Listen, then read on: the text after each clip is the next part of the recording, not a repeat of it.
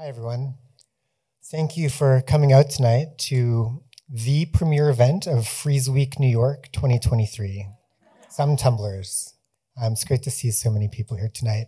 My name is Michael Connor. I am co-director of Rhizome along with Michaela Bailey, who will be here any moment. And it's our great pleasure to welcome you to this event. We are from Rhizome. We are a nonprofit that exists to champion digital culture. And we have been a partner of the New Museum since 2003.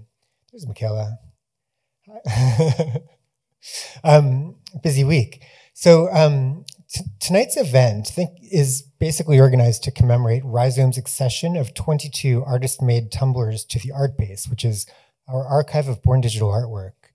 This accession was led by Celine Wong-Katzman, Rhizome curator, and Celine's going to give you a little insight into what that looks like on our archive in just a moment.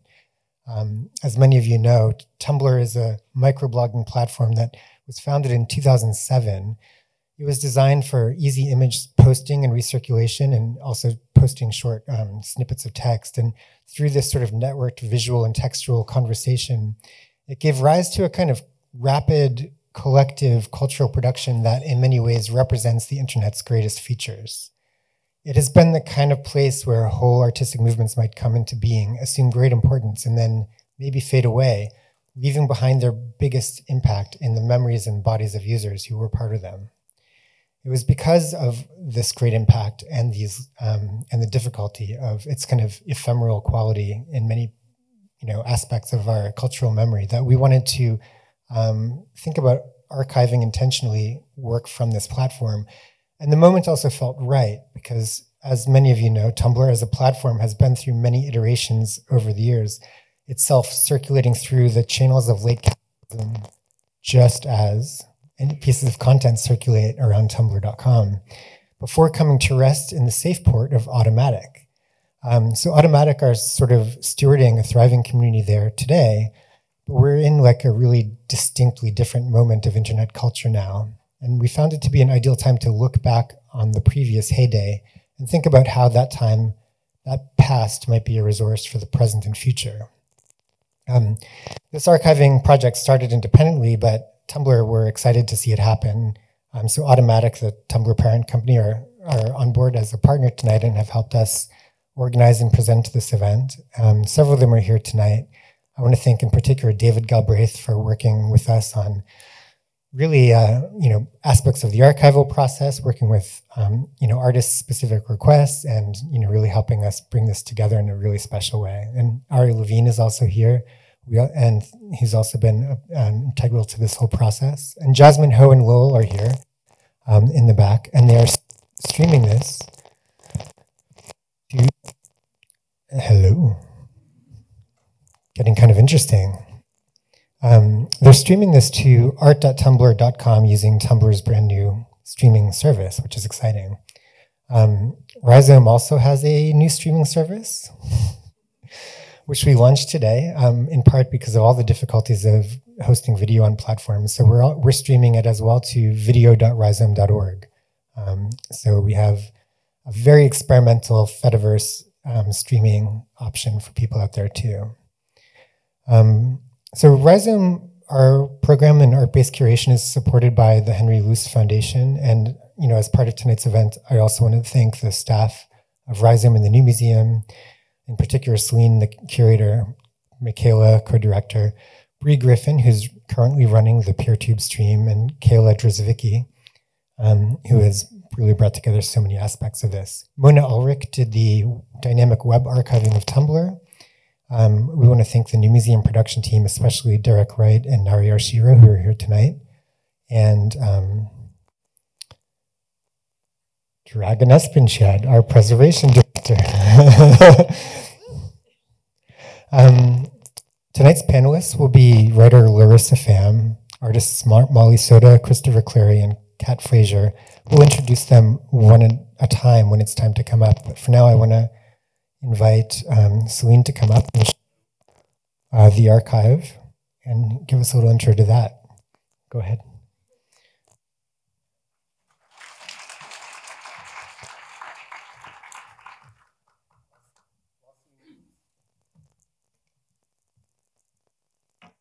while Celine gets situated, I just want to note that this work, this dynamic web archiving work,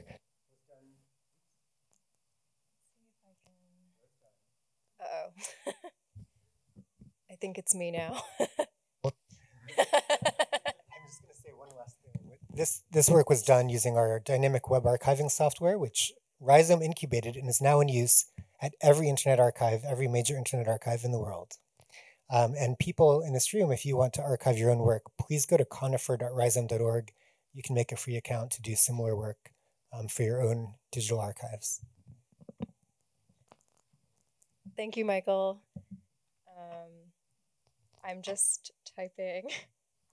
I realized I didn't pull up the URL of the beautiful, it's this one. Okay, great. Hello, everyone. I'm Celine. I am showing you this custom page that Dragan built on the Rhizome Artbase for this Tumblr accession. It is currently incomplete because we are crawling very hard with browser tricks to capture all of the likes and comments and images in these blogs. I wanted to just give you a little tour of what an Artbase entry looks like, since it's built kind of like library software style, so a little confusing. Maybe we'll look at this work first. Daily Wiki by Vincent Charlebois. So each Artbase page has some information about the artist, in this case, the active period of the Tumblr, and some beautiful screenshots that Kayla made, according to Dragan's very strict protocol about screenshots. And we have descriptions, sometimes written by the artist and sometimes written by our staff, some metadata, and then you can view the artwork hosted on Tumblr through this outside link, which I will demonstrate. Or you can view the artwork hosted on Rhizome in our web archive.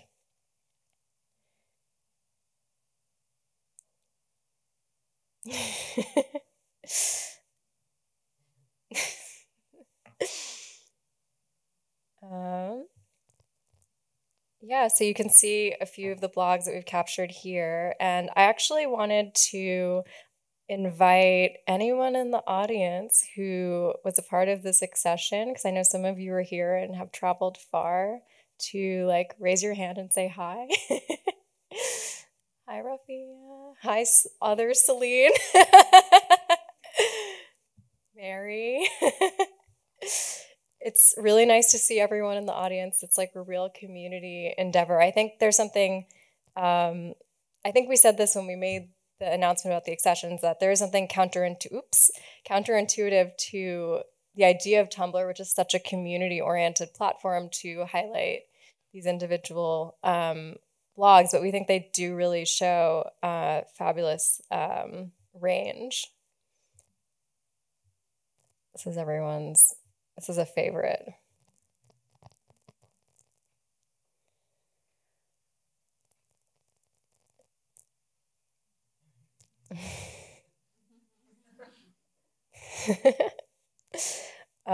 Yeah, so I hope if you're interested in having a look at what we're working on so far, and this will get populated as we keep crawling these blogs, you'll visit, this is a very complicated URL, but you'll visit artbase.rhizome.org /wiki/Q15261. And we are, yeah, we're going to keep adding new works to the Artbase, so come often and look at art. Yeah, I think I'm going to introduce our first speaker, Larissa, now. Larissa Pham is an artist and writer in Brooklyn. She's the author of the essay collection Pop Song, a finalist for the National Books Critics Circle John Leonard Prize, as well as the novella Fantasian, published by Badlands Unlimited in 2016. She writes essays and criticism on topics including gender, race, sex, visual culture, communication theory, identity formation, art history, and any intersection of the above. Her writing has appeared in The Nation, New York Times, Book Review, Book Forum, Art in America, Granta, and elsewhere. Come on up, Larissa.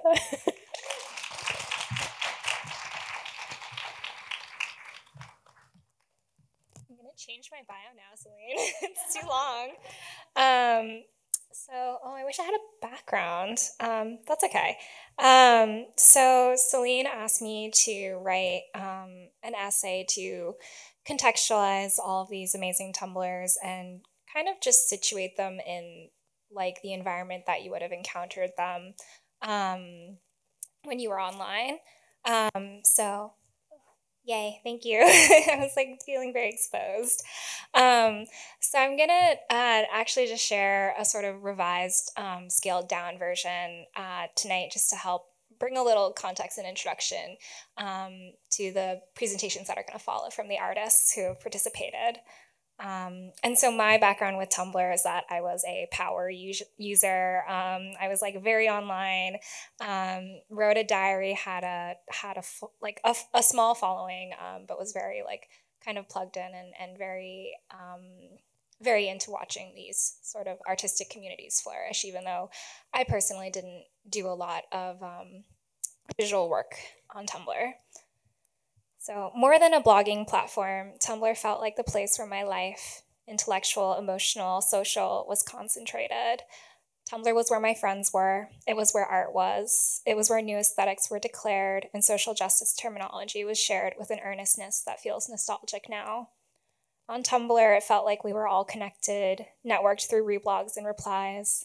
At times, the platform felt like a living, breathing being, a viral post surging through its body like a fever or a quake.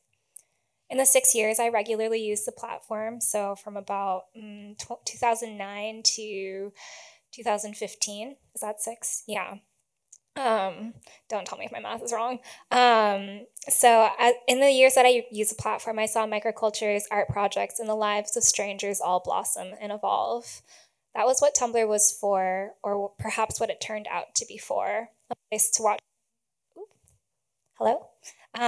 things emerge, shift, and articulate. So the 22 Tumblrs gathered in the recent Art Basic sessions represent some moods and modes within a wildly diverse landscape of blogs, projects, and archives, many of which no longer exist or exist only in fragments. So some, like Daily Wiki that Celine just pulled up here, are single-serving tumblers in the parlance of the day. So they were posting within pretty strict parameters of concept and form, and the meaning formed within the post's accumulation. So like as you saw this like accumulation of this one idea, like Slurpee blog is another accessed Tumblr, you kind of like build a story around it. So that's like a single serving Tumblr. And then others took opportunity in the platform's customizability and free hosting to build web native art pieces. So Neighborly Action, which is one of the accessed Tumblrs that I can see, but you can't because it's not projected, is another example of a web native art piece that was hosted on the platform. And then there were others that were longer durational projects, something that we would think of more as maybe a blog. And those are combinations of almost like diaries or photo logs where the archive of posts and the way that the person is sharing their point of view invites the viewer into a way of seeing. So altogether, I really find that these artists use Tumblr as a way of identifying this idea of something that is happening. So I think of that as an inquiry that really brings a certain urgency with it.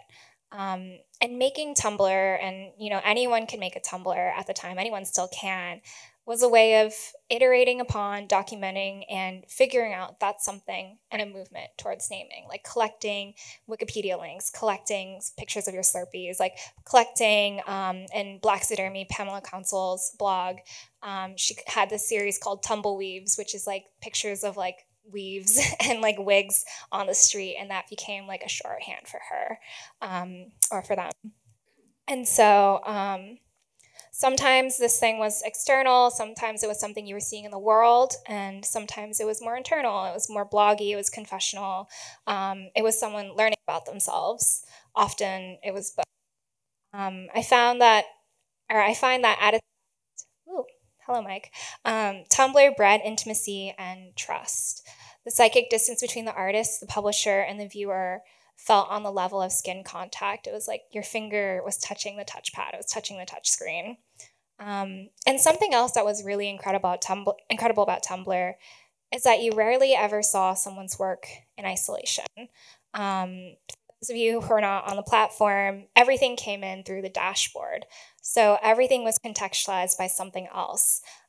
You had this like sort of feed of information and this like, very iconic Tumblr blue background. And that was like the way that you were linked to everything else.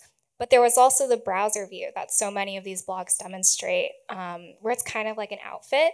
It was like a visual that you wanted others to see. And it was this really incredible container of sorts where you could make a blog, you could customize it with HTML and CSS, and you could just make a self online. It could be anonymous, like you could choose a different name, and you could make as many side Tumblrs as you wanted. If you were tired of your persona on main, all it took was tapping a button to start a new blog. So the digital self could be split into these distinct parts, these offshoots that could be developed and styled at any time. And I find that before personal branding became a thing, like Tumblr was where it originated. Like Tumblr was where branding, like personal branding as we know it, and like I was talking to Molly about this, but like influencer culture as we know it was kind of originated on Tumblr, like this idea of this persona that you could play with. And you'll see in these accessions too that so many of them really are sitting at the intersection of performance and sexuality and race and gender, which to me encapsulates Tumblr's ethos in the mid-10s. So, little history moment, but Tumblr, to me, I think many of us will agree, like it was the original home of selfie culture as well. So there was a hashtag GPOYW, which is like gratuitous picture of yourself Wednesday, which is shortened to GPOY, which is, this gratuitous picture of yourself. And that developed in tandem with a, body positivity movement and also the embrace of fourth wave feminism.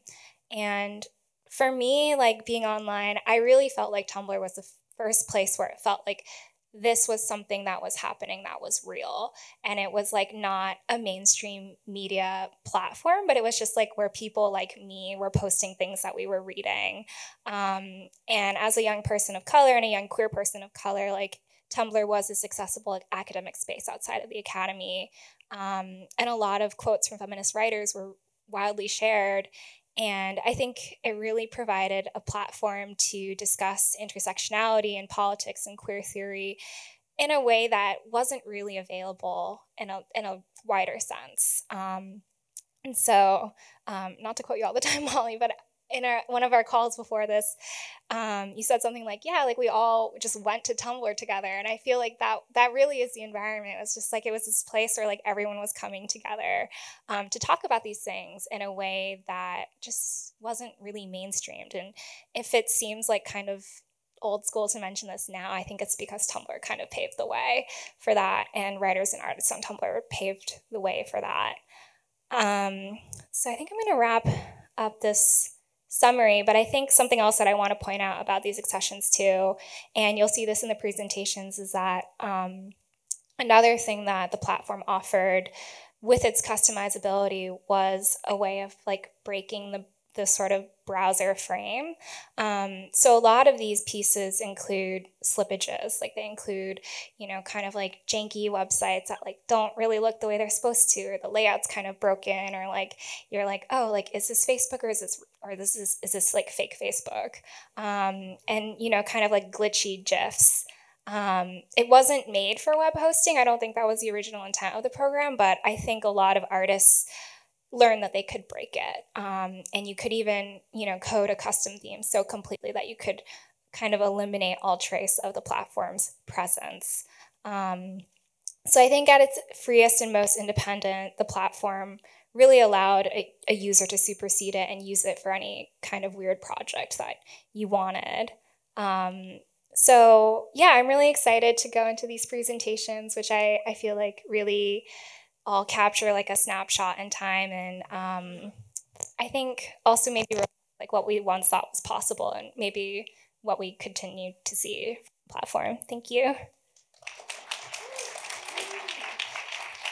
Thank you, Larissa. That was. Next, I'd like to invite current Tumblr user and artist Molly Soda.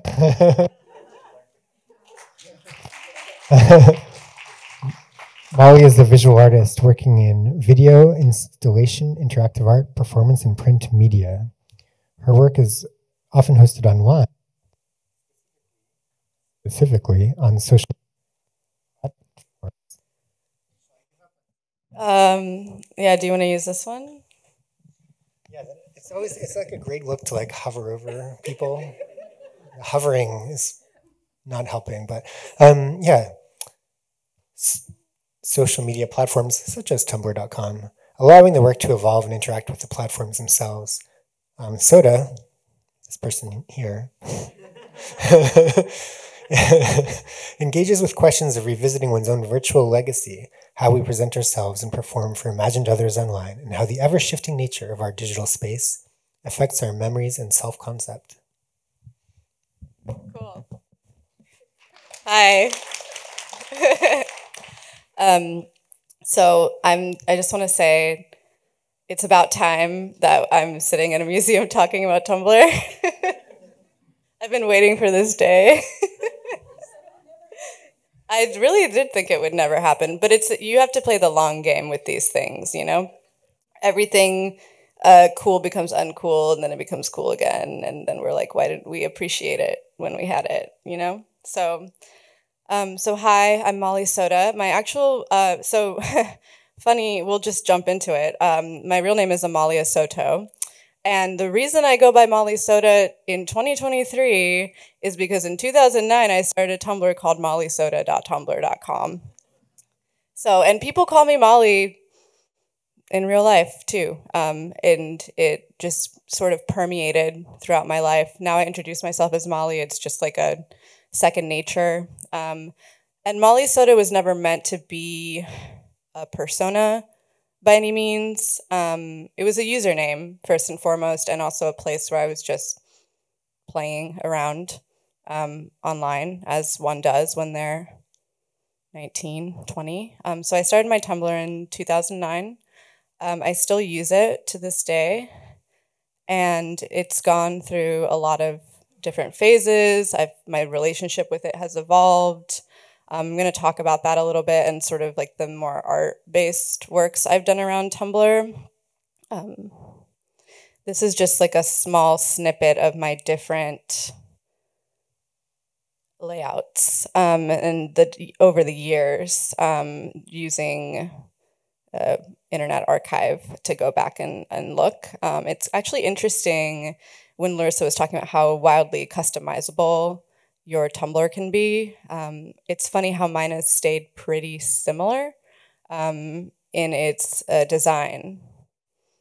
Although we should note the fake MySpace design, which I don't use anymore. Anyway, I'm rambling a little bit.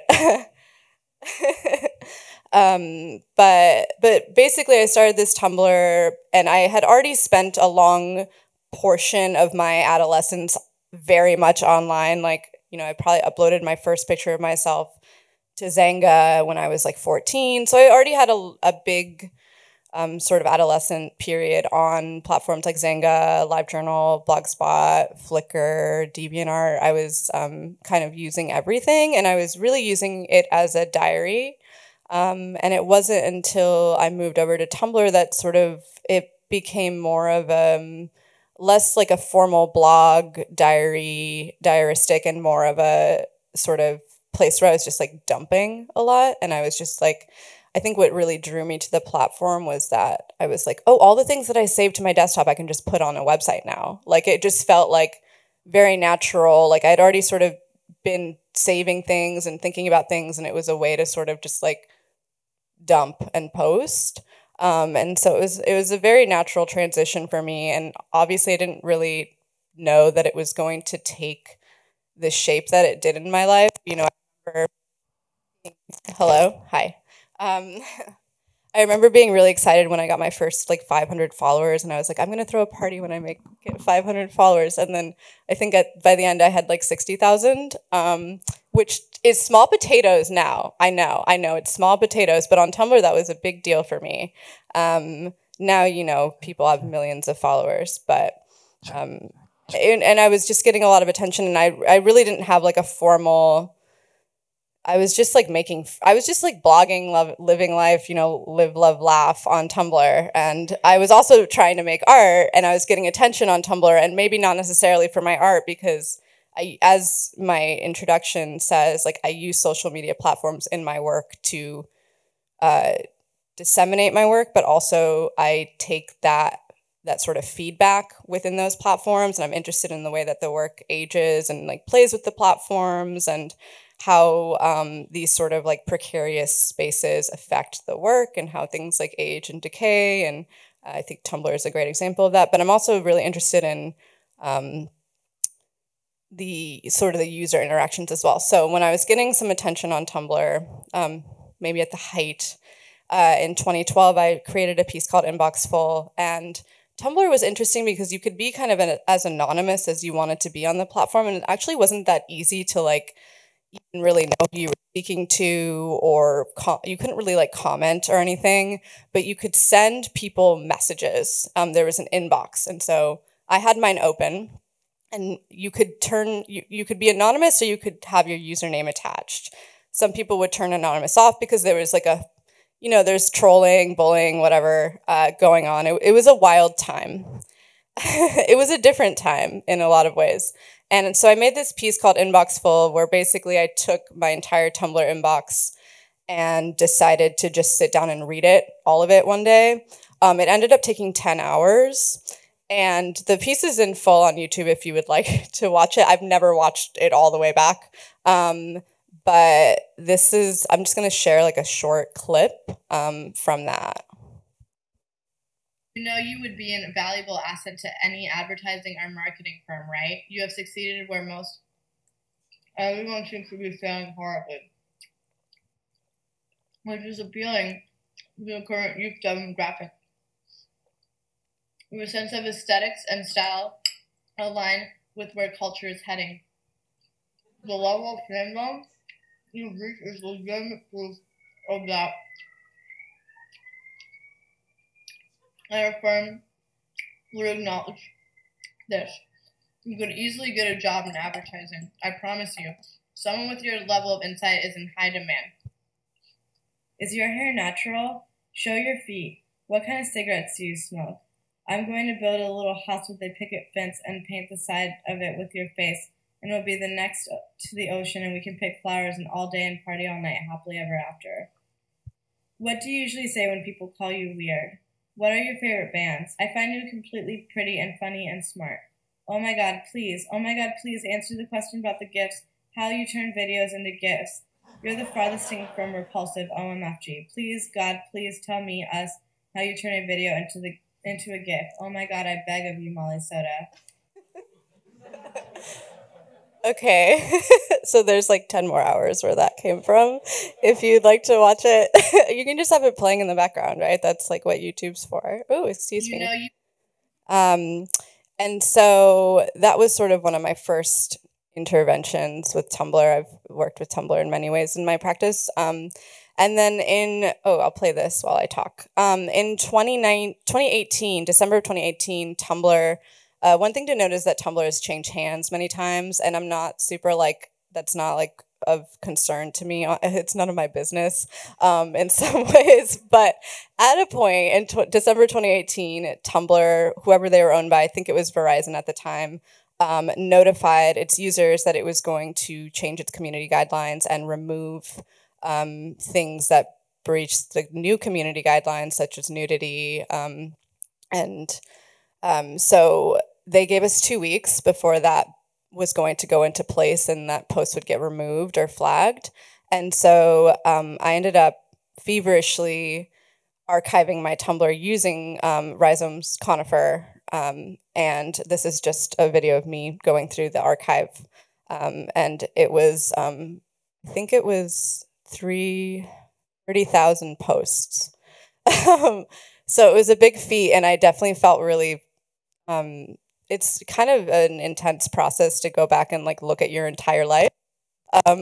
And what you were doing when you were like 21. And so it was both like very, I don't know, it's always weird to go back and look at that stuff. But I was so fortunate that I was able to do that in that time. And I'm going to talk about the last piece sort of leading into that. And so after the sort of community guideline change took over, I made this piece in 2019 called The Garden, and I'm just going to play a little bit from that. And so this is me going through all of the posts that were flagged after the community guideline change, and you'll see just what they were flagging. And I'm not here to say like, oh, censorship. That's not fully like my concern. If anything, the reason that I make work online is because I'm really open to this stuff changing, or I'm sort of like letting go of control in a way, and I'm interested to see how these platforms change the work or how things evolve. And so if anything, I'm sort of just like embracing it or documenting it or just like moving along. And at the time, Tumblr was running these really, these really bizarre ads, which you can see on the side. They were like these really weird clickbait ads. And this was even pre the community guideline change, but I would just like obsessively save them and screenshot them because I don't know, I just like needed to save them. And so they really came in handy when I made this piece, because I was thinking about like what sort of been taken down and what's sort of still allowed, like these weird predatory ads. And then I'm weeding, sort of like doing this garden maintenance or weeds. I was into weeds at the point that I made this piece, but but I think I'll leave it there. I could honestly talk for like hours about this. There's really a lot to say. So thank you.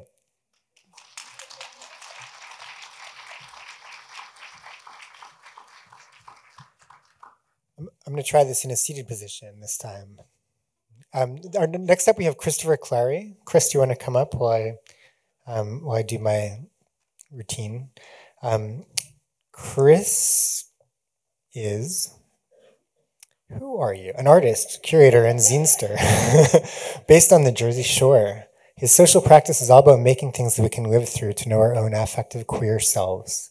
His work has been part of numerous exhibitions, festivals, and conferences around the world, from the Palais de Tokyo to China Art Book Fair.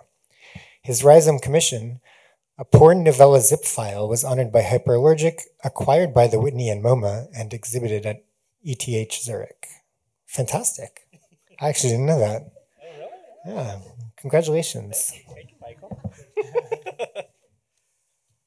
All right. Hi, I'm Chris. Before I jump in, I want to offer up a content warning. So my project includes images and video of nudity, masturbation, and bondage, in that order. So we can ease into it. The it being fucking JPEGs, which is a self-portrait series that uses various online platforms where I experiment on myself and ask what happens when I become what I desire. It started in 2016 as live stream performances on Cam4, which is an adult webcam platform. And every week for a year, I picked an image from my porn collection, recreated it using green screens and live real transformations like getting tattooed and pierced, and then performed it all live. Conceptually, I think of it as trying on a photo to see if it fits. In queer speak, possibly choosing my digital family. Fucking JPEGs on Tumblr is where I archived everything, 90% of which was made by viewers. Back over on Cam4, when performing, I asked the audience to take pictures and videos of me or whatever, and whatever they shared, I posted to Tumblr.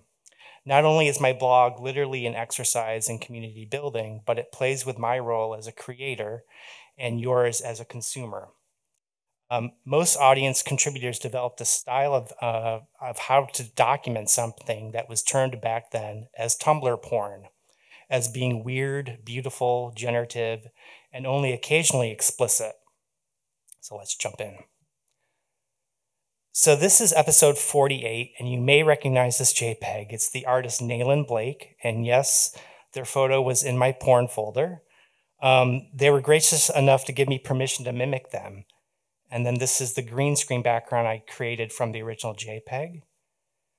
And then we start off with some photos from the audience contributor artist Anthony Malone. And usually with each JPEG, I played music, trying to figure out like what does this image sound like. And then also included the Cam4 chat, where someone actually suggested that I trade some of that weed and buy a new camera. Which is actually makes sense because as Anthony captured, a lot of things went wrong or glitched where my stream froze or my camera was out of focus. This particular photo, I think, fit really well. So much so I actually smoke every day now. And I can blame Nayland for that. So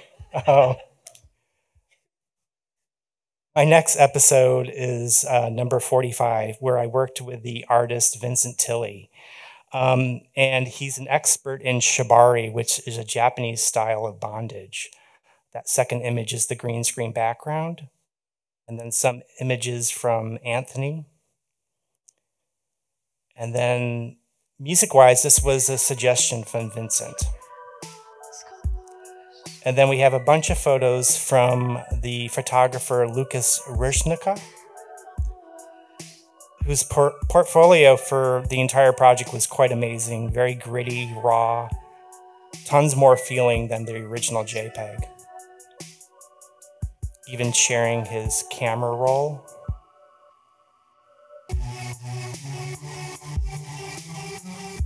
So after Vincent was finished tying me up, he surfed Cam4 profiles and actually came upon another bondage enthusiast who I guess had an itch.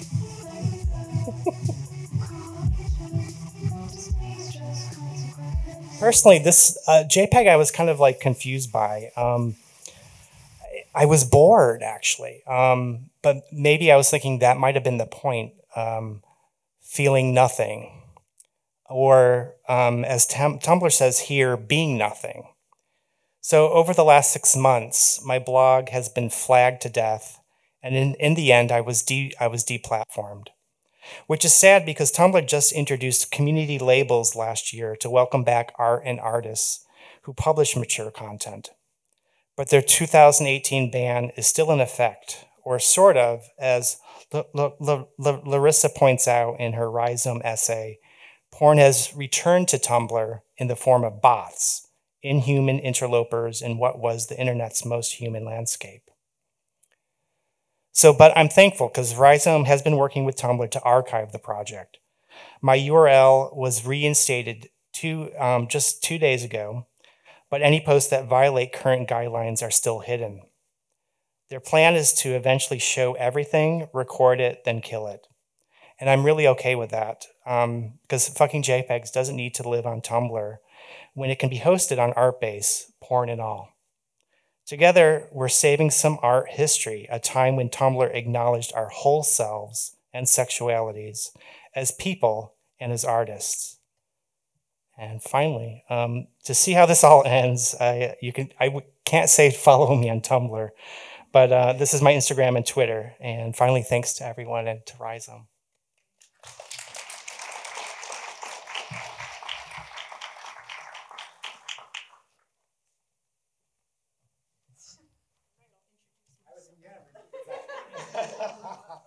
Just kidding. Do you want me to skip the introduction? I was enjoying myself so much. All right. This is Kat Fraser, aka Animated Text, someone whose work I've been aware of for many years, not that many, but like in a very important way for a small number of years, relatively speaking. And yeah, we're really excited that Kat is joining us from all the way from California.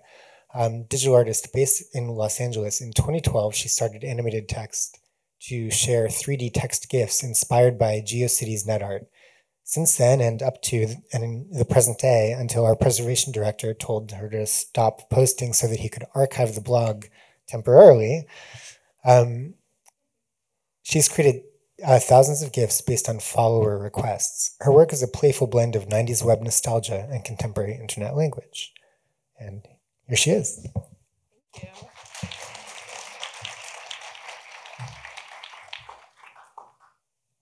Hi, everyone. I'm Kat Frazier, and I'm the creator behind Animated Text. Just to kind of give you a little bit of a backstory to how we got to what you're looking at right here and everything, I kind of wanted to talk about where I was in 2012. So I was in school and I was taking critical and visual studies, and this is and basically this major is to, this major teaches you to like critique art and to break it down and to be very sort of intentional about the way you critique media. And so when I was taking this course, I immediately thought, I want to destroy everything that I've just learned. I want to take it and just make fun of it. But I still knew how to use Photoshop, so I started Animated Text. This is a geographical timeline. So this is the Cambrian era, is the early era. This is when like you could do whatever you wanted on Tumblr. The Puritanian era, okay, this is when they wanted to clean everything up, okay, and there was some rebellion happening. And then there's the post-Cambrian, that's what we're living in right now. All right. So I was really inspired by GeoCities, which is kind of ironic that my work is being archived because I was basically inspired by archives. So I really loved Crispy and PNG files GIFs, and they were like transparent GIF communities, right? And so my goal when I started on Tumblr was to be a part of this transparent GIF community. I was like, if I get into this community, I made it. So I learned that transparent GIFs were superior because kind of like what Molly was saying, they look better with backgrounds, like custom backgrounds. And so all I did was just like collect all these GIFs. And when I collected them, I started to store them on grid.tumblr.com. This is a deep cut. This was my first Tumblr blog. Not a lot of people know about that. And I taught myself to use Zara 3D because it was like easy and had like the best lighting. And so Animated Text kind of started as a side version from this blog, right? I would just basically take all the text GIFs from Grid and upload them to Animated Text. And eventually people were like, we just want the text. So that's basically what happened. And down here is me being like a very sassy 19-year-old, like, this is about to become an Animated Text blog real fast. So if you're not into it, unfollow. So yeah. I think one cool thing about Animated Text is that it's basically reliant on my relationship with my followers. So they're kind of the ones who are telling me what they want to see, the tone they like. And so this sort of absurd, anxious, or like self-aware tone that I have in the blog is created by the followers. So it's kind of like this symbiotic relationship where we're giving each other feedback and I'm the conduit for what people are saying. And so I started that all the way back in 2012. So that's how I got to, I think, 100,000 GIFs, is that it's basically 400,000 people telling me what to do and how they feel. So that's kind of how I started to build this entire library. All right, these are the dark days, guys. All right, the Puritanian era. So full disclosure, my blog wasn't really affected by any sort of like censorship because it's just text.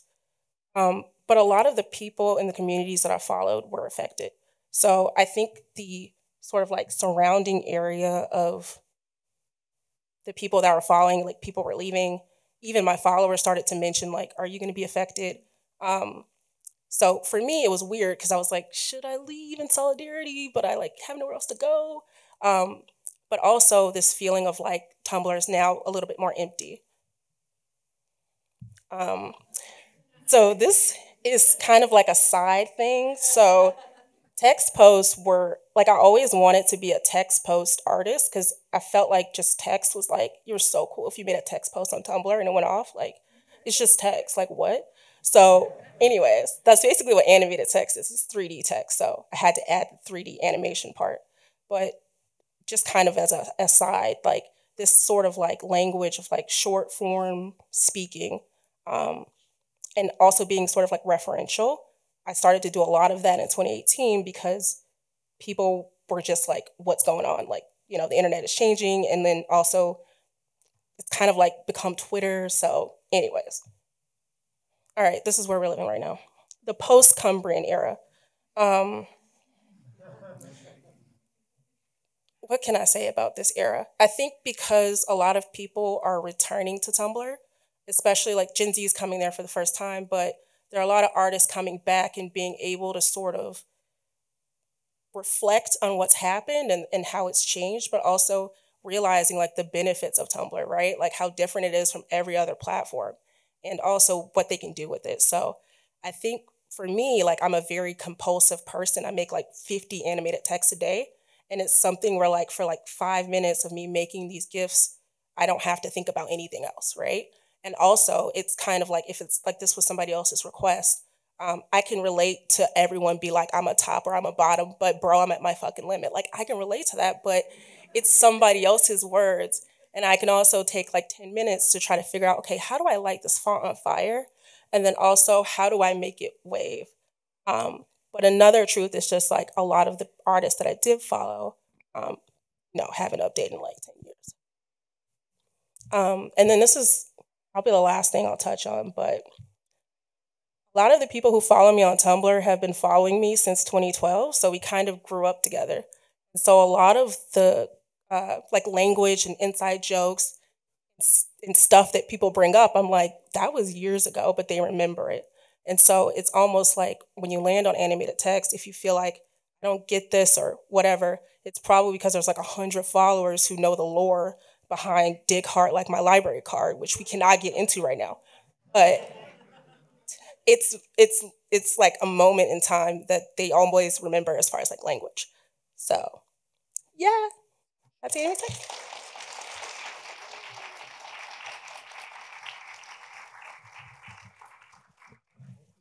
Let's get everyone up on stage now for a little.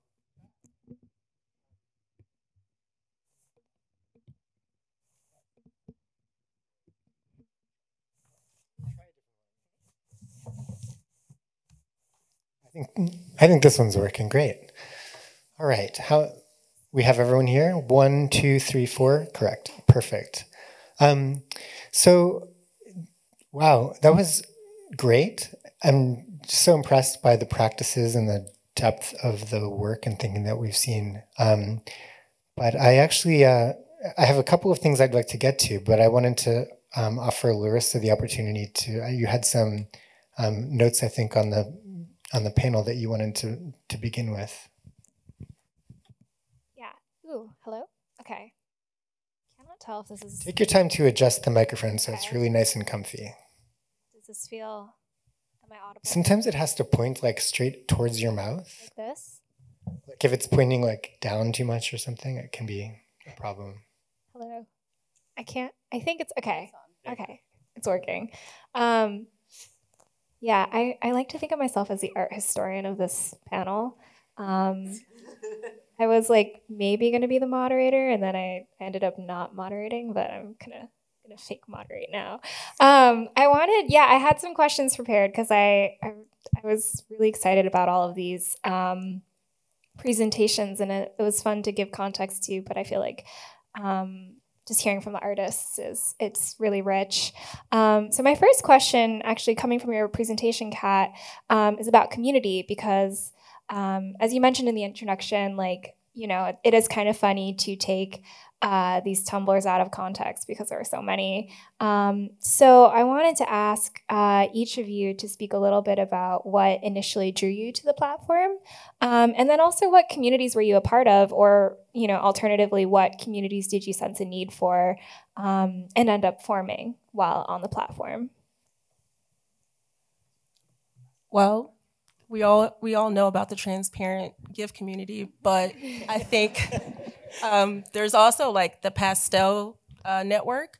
So that was a huge thing, like networks on Tumblr, and that's how you'd find new blogs that's like in your specific weird niche was the networks. And once you got on those boards, you like made it. So I think yeah, that for me was a big deal. Okay. Hello. Hi. Nothing yet. It's on there. Hello. Test. I can use a different one. Oh. Hello. Did someone set off like one of those like? I can just you just passed me a microphone. Hi. Okay. I like holding it like this. Yeah, I think, well, what's interesting is when I got on Tumblr initially, a friend of mine had told, and my friend Eric had told me to get on Tumblr. He was like trying to get everyone on Tumblr. But honestly, it was so fun in the early experiences on Tumblr, like in 2009, 2010, before it became a little bit more like widespreadly used. I was friends with the most random people and I didn't know anything about them. And there are some usernames that like I lay in bed at night just being like, what is janitoroflunacy.tumblr.com doing right now? And it would have been like people that lived in like Iowa that I had nothing in common with, but we were just kind of like the only ones on the platform. And so it was like a really distinct community of like weirdos. And then eventually then it transitioned into being, oh, I'm like seeing other girlies, like me and the other girlies are like together, and like I'm meeting other people that have like similar style or taste or whatever, and we're collaborating and we're making zines together, and like that was its own sort of thing. And now, you know, after maybe like 2016, I would say it's just me being sort of like everyone that I follow on Tumblr now I don't know. And I don't know anything about them, and they're probably younger than me, and like I don't need to have a relationship with them. If anything, it's a place where I go to be not anonymous necessarily, but it's just a place where I go to like not interface with people that I know. So it's completely changed in that sense. I definitely came for the porn. It's one of those things where even before the web, I remember being so excited by, I was a part of being on email list servers and getting like a attachment of porn every day. And I thought it was amazing. And Tumblr was that for me. It was like a new, like, wow, this is so weird and wonderful. I ended up actually dumping my entire porn collection on a separate blog from the fucking JPEGs blog. And just was so amazed by seeing that it was very community based, the sharing and the reblogging. But I stayed for the art. Was a part of a lot of different communities on there, even to the point of I've published a couple books by a publishing house that's Tumblr based only, which is pretty amazing that they kind of are against actually printing books and only do PDFs. And then finally, what's just so like ironic to me about my entire account being killed, and I hate using that word, but it hurts. It hurts. Was the fact that I curated an exhibition about safe space. And I was really proud about it because literally did not host any art on Tumblr and just used it as a way to set up the art, knowing that some of it was really difficult, and then linking outside of Tumblr to other communities and artworks. So from a community perspective, I love it, but we'll see what happens. I'm gonna try that. Oh, okay, never mind. I wanted to hold the mic. Yeah, so speaking of community too, I think something that is related to that is you know, you were part of a community, but also maybe you could choose who you were in that community. And you could, I mean, when I first got on Tumblr, I was in high school, and it was just like so remarkable to have this like plane basically where I could just leave who I was behind, and I could be like this version of myself that I wasn't really able to express like in my suburban bedroom in Portland, Oregon in like 2009. Not to out myself or anything like that. So I was wondering, you know, Kat, you spoke about how there's like sort of this persona that's developed within animated text that's guided by its followers. And then also I think both of your projects do deal in some way with like persona or perception. And I was wondering if you could all speak to, yeah, you know, like this, the way that the platform and the blog and the side blog and the multi-projects kind of all have a relationship to performance. I think this is actually a really interesting question from Kat's perspective, because I mean, it's something remarkable watching these presentations, like how the presentations by Chris and Molly like seem, you know, personal in a way that we recognize. Like these are intimate projects being done in a community and networked environment, sometimes with the risk of like facing harassment and abuse as a result. What I find, you know, with your work, Kat, it's like, there's something that's so opaque about it. Like, I think that's part of the appeal over the years has been like, who is this person? Like, and it's like an incredible, and I say this as a total fanboy, but it is like, it feels like so unhinged, like this incredible dedication to this specific format, you know? It's like, I wish I could tell you, and I wish I could tell my therapist, but honestly, there's just, it really just began with my personal obsession with 3D text GIFs that were transparent. I know it sounds, and when I say it, it doesn't make any sense. I can't explain it. I just like them. And so I was like, I want other people to like them too. And I also want to make a lot of them. And like, I just liked graphic design as well. And so coming from like that mindset, I want to kind of like make things for other people, right? Like interpret, like if you're not an artist, but I'm a designer, I can make this for you and we can have spinning butts or whatever, but you can't do that, but you can request that I do it. So that transaction is like kind of really personal, right?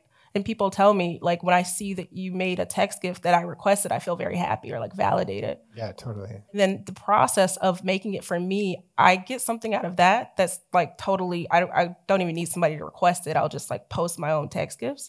And so it just works.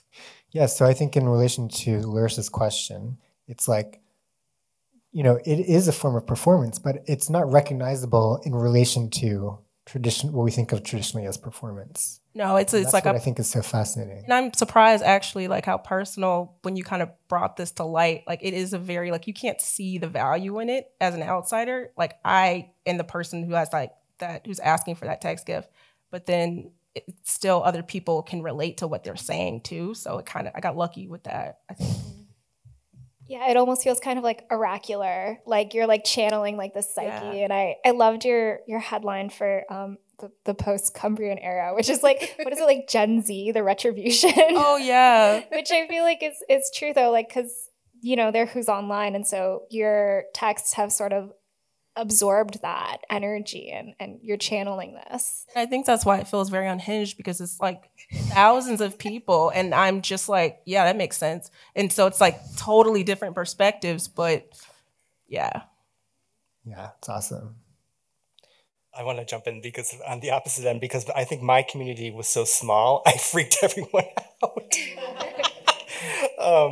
So much so, like Nayland, and there's been other few artists that have actually, who are probably mentors of mine that I've actually, for that project, personified. It's a freaky thing to appropriate your your friends, and then also to bring them into your project, and they feel like they're contributing, but at the same time, it's still about it's my project, and it's. Being someone who's used the Airporn collection for a long time, I think this particular project was a way of me to embody and check myself from a porn perspective as to what do I actually desire, how do I change it, why am I doing this? And it led to creating a new persona for myself outside of my porn collection. So it was kind of, I really do think of it as like a queer family type of thing. Like these images meant so much to me, but to kind of find myself, I had to go through them. So, and then actually, I guess, show everyone. Everyone on the public internet. I think like speaking on performance, such as I think, I'm of the belief that everyone is performing all the time, but hello, hi, okay.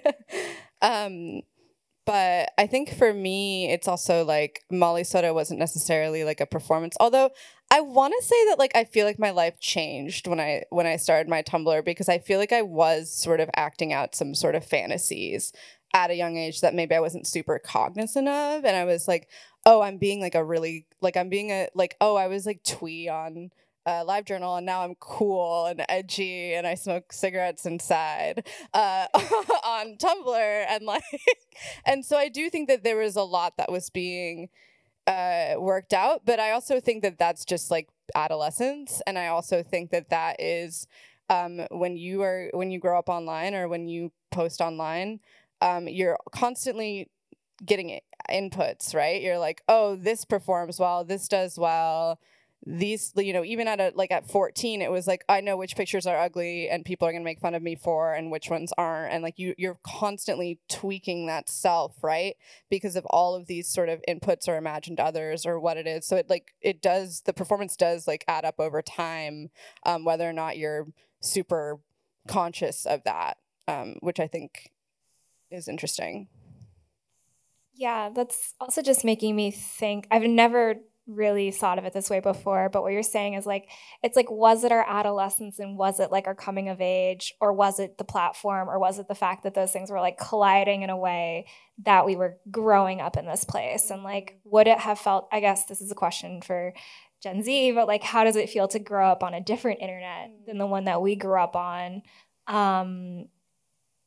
Because I feel like my next question is about sex and sexuality, and expression and kind of that relationship to Tumblr, because I feel like every presentation has kind of touched on it, in a humorous way, or, in a more like sort of self-investigative way. But I'm kind of like, okay, so is it because I was like 18 and I was like thinking about sex all the time and that's why it was on Tumblr? Or is it because Tumblr was a space where you could do that, where you couldn't really before? Like there wasn't a place like that that felt so private and yet so networked and communal, and yeah, like really giving you that feedback. My question is about sex anyway. If you guys just want to talk about sex. Yeah, maybe and the relationship, I think specifically to like expression, and the relationship to your work. Yeah. Yeah, I mean, I think we could approach this from the question of like thinking about the platform changes, but I mean, I think we've kind of talked about it within everyone's practice to some degree. But I wondered, like, would it be interesting to?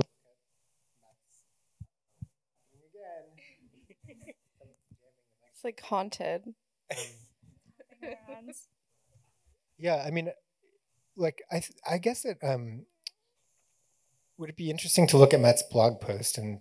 Oh. Yeah. Do you want to try seeing if you can Google it and we can put it up on screen? Because I think that like, I think the internet has really shifted since 2014 in general. And I think, at Rhizome, we make an effort to like maintain space within the archive for, projects like Chris. But we're also aware of dynamics that are beginning to affect us as well in the wider internet.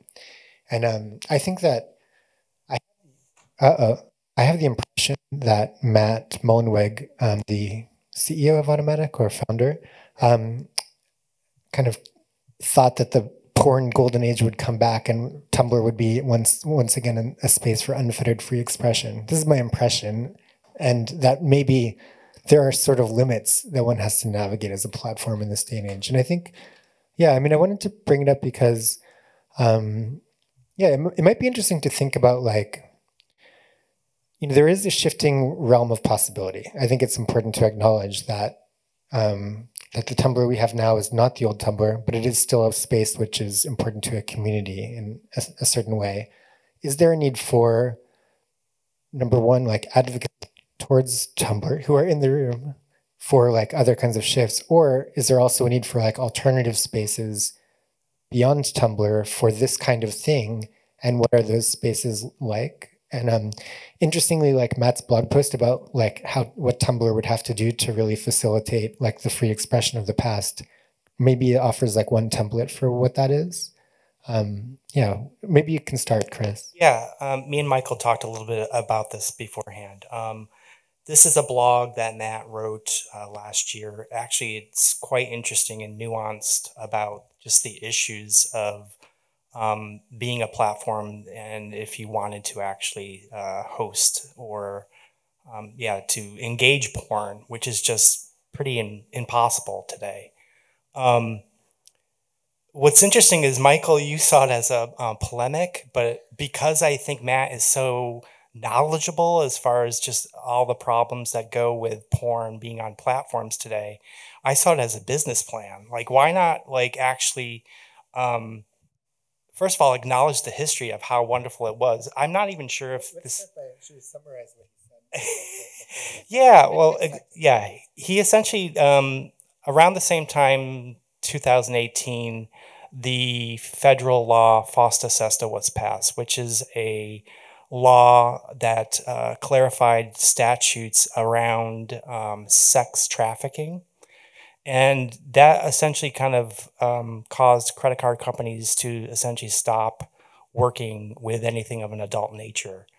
Tumblr was also dealing with the Apple iOS App Store, where they themselves kind of are the gatekeepers as to who can actually have an app that serves up porn. So you have an app like Twitter, which has tons of porn, but then you have like an app like Tumblr, which can't. And then just the rules around verifying consent and age has changed. I use a lot of live streaming platforms of an adult nature, and there's a lot that goes into verifying yourself as a performer on those platforms. And just the fact that like, it's difficult. And I don't know necessarily if it would be, I've thought a lot about this as to whether or not I would want to have a platform be everything like Tumblr was back then. How I use social media today is different than how I did in 2016. It would be great if Tumblr was what it was what it was then today. But yeah, if anything, I saw this blog as something that was very, it made me feel good that he actually knows a lot about the issues that sex workers and people who would deal with anything of an explicit nature kind of go through on a day-to-day basis. Yeah. Yeah, I mean, my impression is that, a project like yours requires like kind of holding space in a certain way, especially in 2023. And I think people in the trans community are feeling this especially acutely right now, that you don't want to be on the public internet. You want to hold the space with your community in a different forum. And so I think that in a way, Tumblr is not where they would pursue this type of practice, many of those artists. And I wonder if the spaces are emerging in a different way on Discords or in those closed gardens. There's something that could be quite beautiful about that as well. Yeah, I mean, I know I've moved over to live streaming platforms, and that's kind of where I think my community has moved towards. But what's interesting when I'm doing in those areas, I think I'm not the only one, is that I'm on these adult channels doing non-adult things. I'm like literally like talking or listening to music. And I know other people and people who probably use Twitch a lot know that there's a whole, Molly could probably help me out. There's the swimming pool.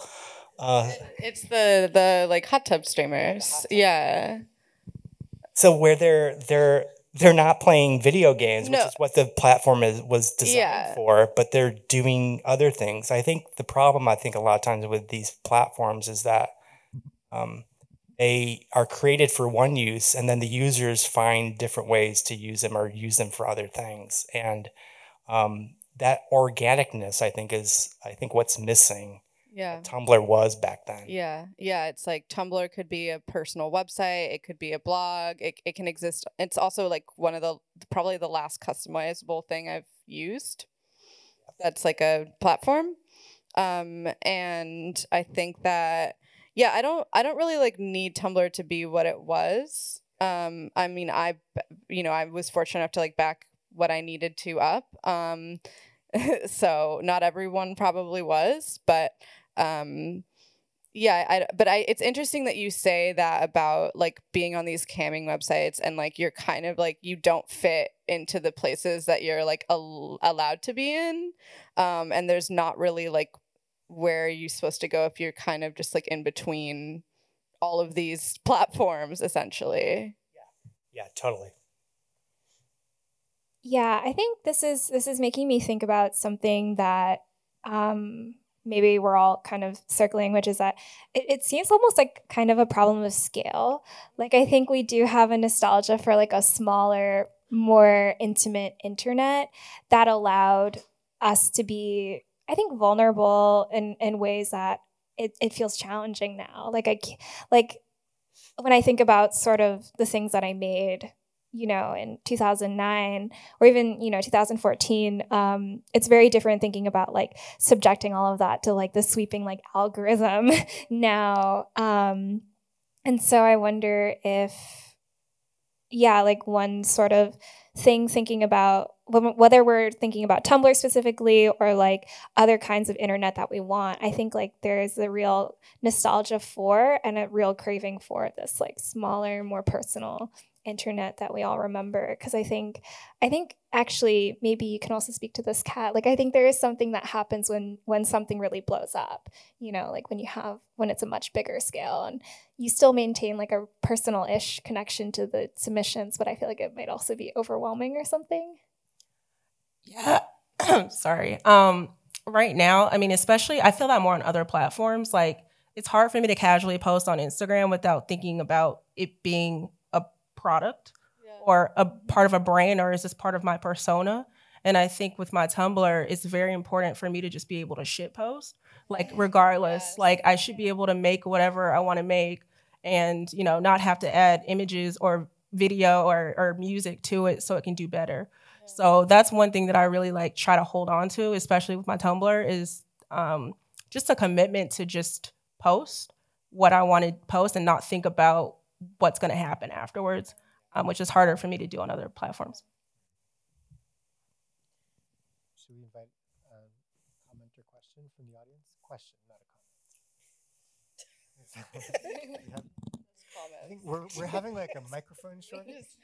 Roast me. Do you want mine? Yeah. Does anyone want to? Okay. Here you go. Hello. I have a question that's kind of related to what folks were talking about, given like the timeline of like sexuality on Tumblr. Oops, sorry. But specifically more for Larissa and Kat, because you both mentioned kind of being more involved in like text-based communities on Tumblr, and like famously the whole ban on adult content kind of missed text-based stuff. And for context, I'm in the age range that a lot of people would consider like the older age of Gen Z. I'm like 21, but I was on Tumblr from like 2013 to now, which put me in a really weird position of when the ban came around, I was like 17 and had just like really understood that I was queer. And all of a sudden, like all of the like best porn I'd ever seen was like gone. Which was so funny. But also I kind of noticed a literary turn Particularly almost like a fan fiction renaissance, and like that really exploded, and I think shaped a lot of sexuality for myself and my peers. And I was wondering if you guys noticed that, if you felt it, what that like meant for you, in the kind of text-based world of that side of things. I would be curious to hear about. Sure, I can. So I kept like a diary, and it was, I don't know, it was weird. Like I can't tell if it's because it's like sort of, is it an age thing? Is it a time of life thing? Or is it a platform thing? But I graduated college in 2014, and I had been freelance writing a little bit before that. And so I kind of see my like entry into adult life as the beginning of my waning relationship with Tumblr, mostly because I realized that I could write personal essays for money online, and people would still kind of give me the attention that I got on Tumblr. And then actually really beautifully, a lot of my friends on Tumblr are still like people who read me now, and that's really beautiful. That's sentimental though, not what you're asking. But I would say that I personally did not witness a turn to the fan fiction, but it doesn't surprise me that that would be a place that people would go. I think around that time, and actually more recently, I've like returned to like fan fiction as like kind of a comfort medium. And I think a lot of it's all localized around AO3, which I think is an amazing project, just speaking about like communities and things that communities do to take care of each other and take care of the internet. But I don't think that text, like long form text really took off in the way that the image-based culture of Tumblr did. It's just harder to reblog like, a long post. I think like, so I think a lot of the analysis maybe was more within like personal communities. So I don't know if I could speak to like larger trends. But yeah, that's sort of my own experience with that. I think, hello? I think also as a queer person on Tumblr, I did see an increase in especially like role play and fanfic. Also AO3 and kind of like that bridge between the two. Also an increase in like poetry and writing in general. I don't know if a lot of the visual artists just left and there was now poetry and text is being shown, because there was always poetry and text on Tumblr, but I did see like basically visually more text and more sexual text. So yeah. Another. Hi, I just want to take a moment to thank everyone for being here and for archiving this. As someone that was on secret Facebooks posting nudes and like knew the discourse around cyberpunk versus C-punk, this is like such a homecoming and so wonderful. And I think that just part of those conversations is really the nature of my question in terms of comparing the pace of Tumblr to the pace of the internet now. We've talked a lot about privacy and intimacy and having these, fandoms, for lack of a better word, that sort of keep up with your work at the pace of life. And I'm wondering if in your time online as internet citizens, you've witnessed that kind of difference, and what kind of impact do you think that has in the way that we interact with the internet now?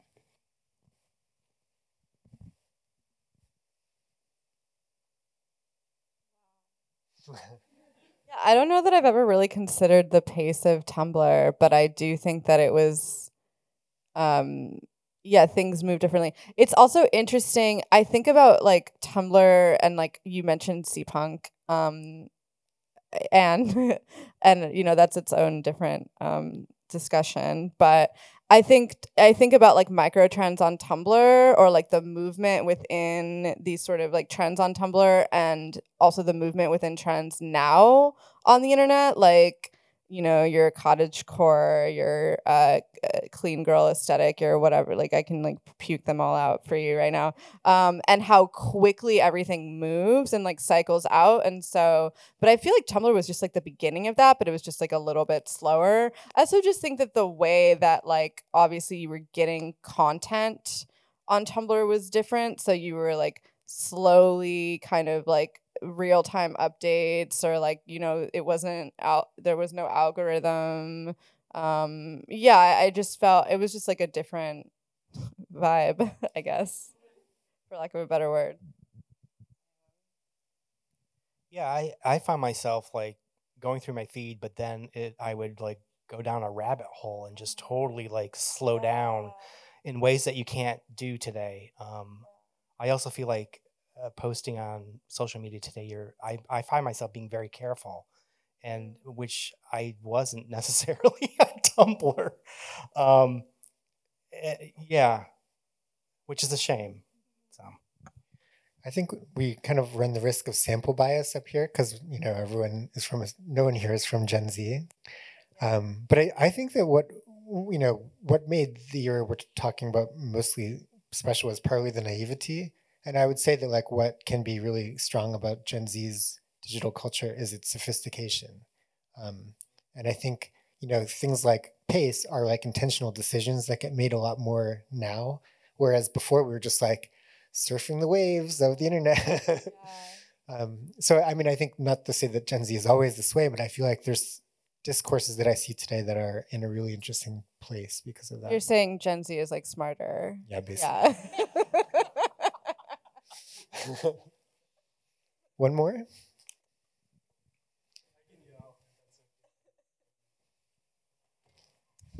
Hi. I had a question maybe to the panel members who are still active on Tumblr.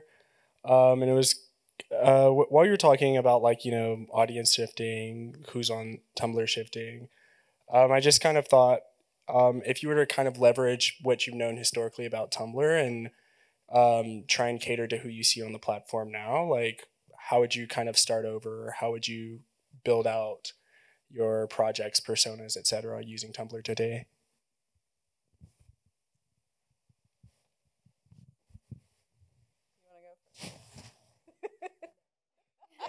That's like a terrifying question. Well, I wouldn't be starting a blog at 34, but that is saying that is why not? Any age is good to start a blog. It's all valid, but my goodness. I think I don't know, because I still feel like I'm finding people that I like.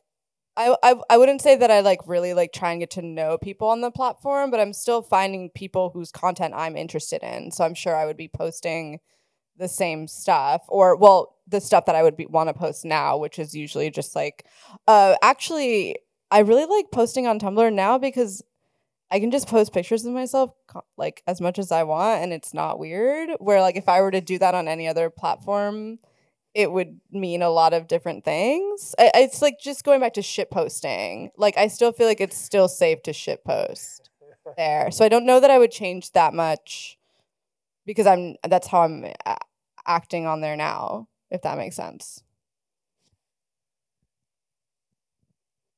I think for me, I would immediately start with a very tailored tone. Like I would really, when I first started, I was posting everything, like lyrics, people's URLs. And so even when I was scrolling back to make this presentation, it was just like, you know, why is there a random Arabic symbol that's like 3D? And I just was trying to get stuff out there.